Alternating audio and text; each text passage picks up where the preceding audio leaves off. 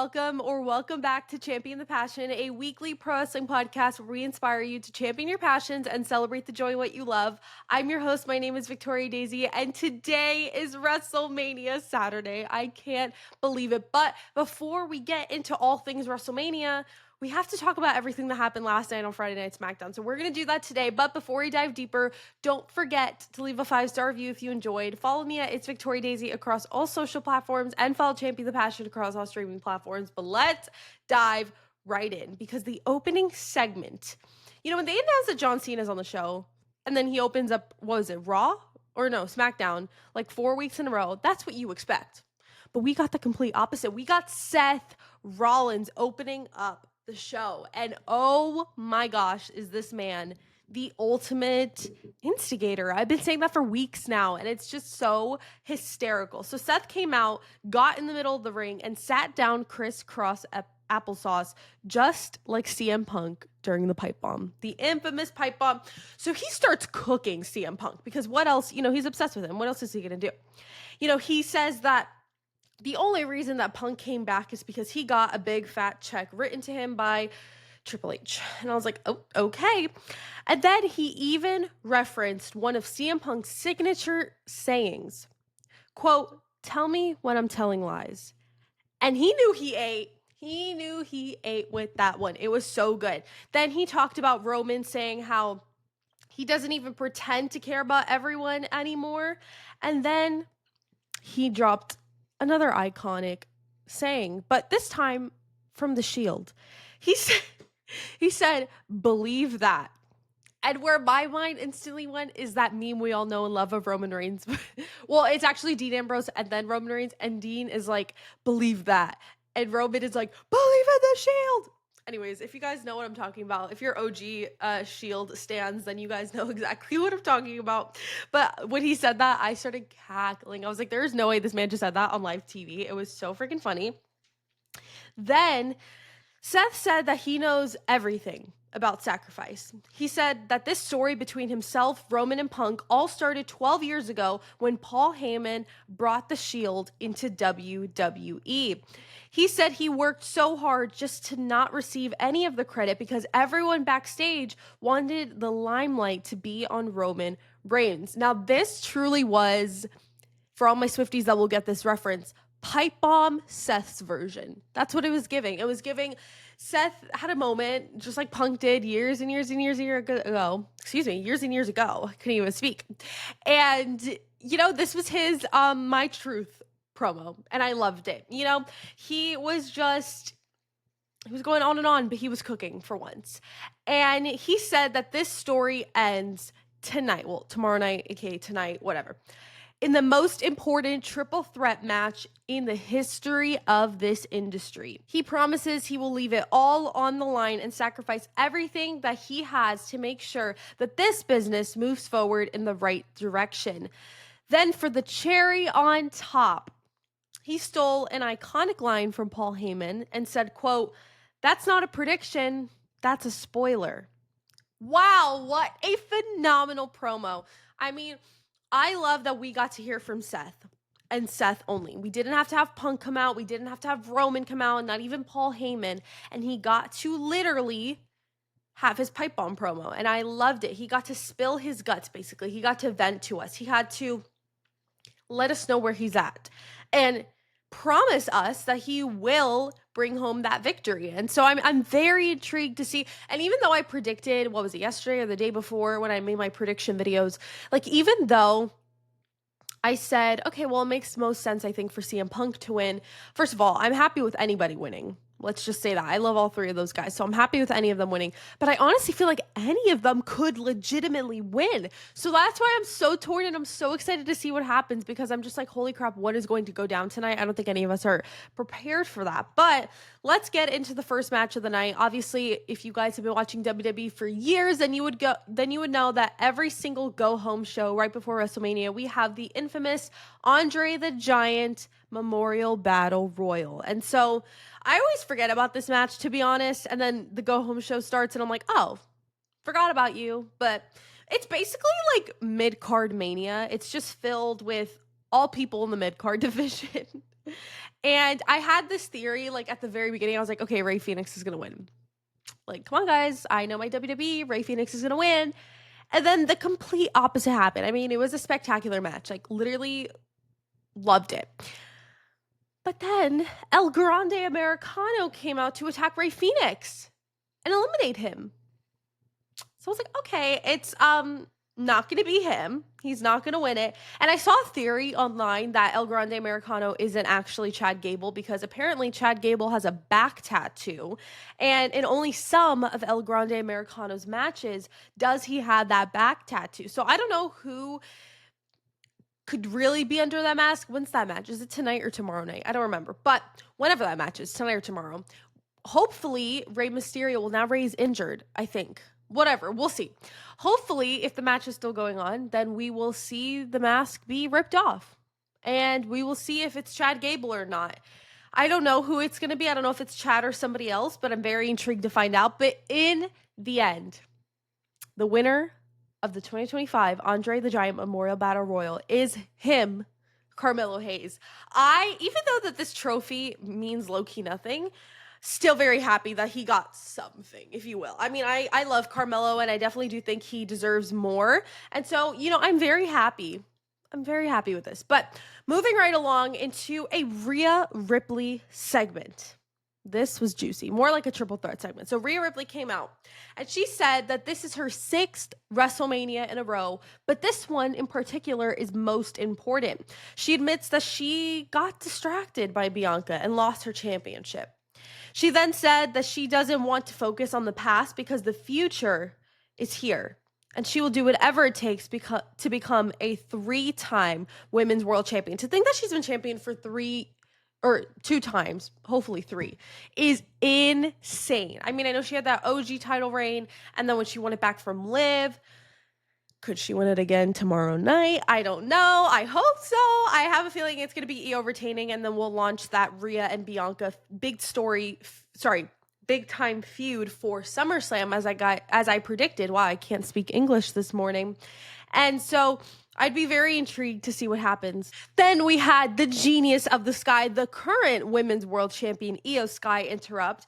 But before Io could even get a word out, the other challenger for this match, Bianca Belair, came out. And the crowd was booing the crap out of Bianca. And it was so good. I was like, okay, Miss Girl.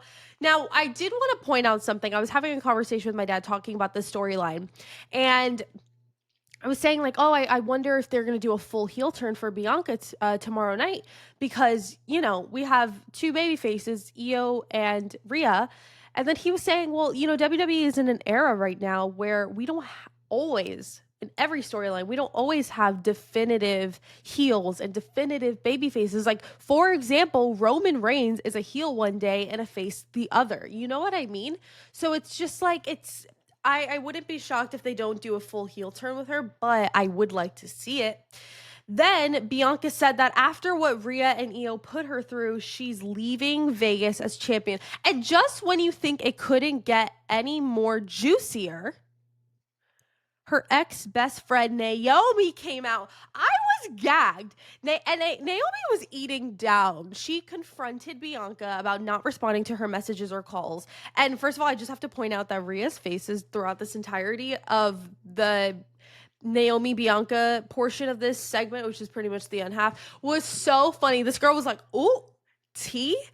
It was so funny. Then Naomi said that Jade wasn't there for Bianca like Naomi was.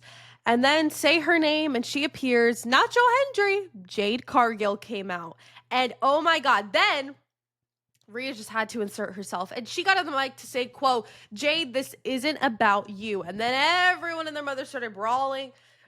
And I just have to say, this was so chaotic, but also tea-filled. And I'm here for it. I loved it so much. I mean, it was a great way to promote both matches in a way that got us hyped for both. And and it just made sense. I don't know. I really like the way that they did that promo because especially with two storylines that are really juicy right now, I think being able to combine them because you have that bridge of Bianca Belair who's in both, it was perfect. It made sense and I loved it. All right, next we have a match for the WWE Tag Team Championships. The Street Profits defending against my faves, the Motor City Machine Guns. Now, of course, because the Motor City Machine Guns were in this match. Of course, it was fantastic. And I'm going to sound like a broken record. Ever since that they debuted in the WWE, I've been like their number one fan. I'm obsessed with them. And there was just lots of fun moves and athleticism that left us with a must-watch match. I mean, not for 1 second was I bored, but to continue that excitement, to end the match, we didn't have a clean win. DIY, my other favorites, interfered in the match. So it ended, obviously, but they left with the titles to protest their anger about how they are not champions. And I love that so much. I think that's such a fun angle to have them, steal the championships and like this whole thing. I thought it was great. Next, we had a Randy Orton segment. Now, I've been on the edge of my seat waiting to hear from him and to see what he's going to do about WrestleMania since his match with Kevin Owens is canceled due to Kevin Owens' neck injury. And so Randy mentioned that, he's been in Vegas all week doing all the fun Mania week stuff, but there's only one thing that he isn't doing, and that's wrestling at WrestleMania. And he said that he can't miss this WrestleMania because it's important to him. And it'll also be his 20th WrestleMania competing. He said that this weekend he will be ready to go for whatever challenger steps his way. Then he announced he will be having an open challenge for his match at WrestleMania. And I had a feeling this would happen, so I could not be more excited. Now, the last time we had a mystery opponent match at WrestleMania was WrestleMania 38 when Seth Rollins faced the returning Cody Rhodes, and we all know how that went, and it was so exciting. So I am very intrigued to see who Randy Orton faces. I would love for it to be Nick Aldis, and I would predict it to be Nick Aldis just because of how the storyline's been going. But if it isn't, I would probably assume it to be a returning superstar. I know Rusev's name has been thrown out there. I wouldn't care too much. Like, I would be excited for his return, but I don't think I would care too much about the match storyline wise. Like, I don't think it would really go anywhere, to be honest with you. So very intrigued to see what happens there. Maybe it's somebody we're not even thinking about. Maybe it's a legend. I don't even know. But next we had a Zelina Vega versus Chelsea Green match. Now, to be honest, it was a good match, but it wasn't anything crazy. Like, it felt a little bit filler to me. But I do have to applaud Chelsea because she is the blueprint to the saying, maximize your minutes. The second she steps out of the curtain, she immediately takes captive of the room. And they could give her maybe 10 minutes on screen, on air, and she will take those 10 minutes and make it the best 10 minutes you've ever seen in your entire life. And I think that's a talent, that's a gift that many superstars do not have. And that's what sets her apart from the entire locker room. And I absolutely love her for that. But in the end, Zelina Vega won. So I was really disappointed that they made our champion lose. Whatever. Speaking of champion, let's talk about not our women's United States champion, but our men's United States champion, LA Knight. Yeah. He decided to face Solo Sikoa. Now, I just have to say that it is a colossal sin that Solo Sikoa does not have a match this weekend at WrestleMania 41. It is absolutely heartbreaking. You guys know how much I love Solo, and I can't believe that this is our reality. It's so disappointing, but that hopefully means that he will have a big match with Jacob at SummerSlam, hopefully for the United States Championship, but we shall see.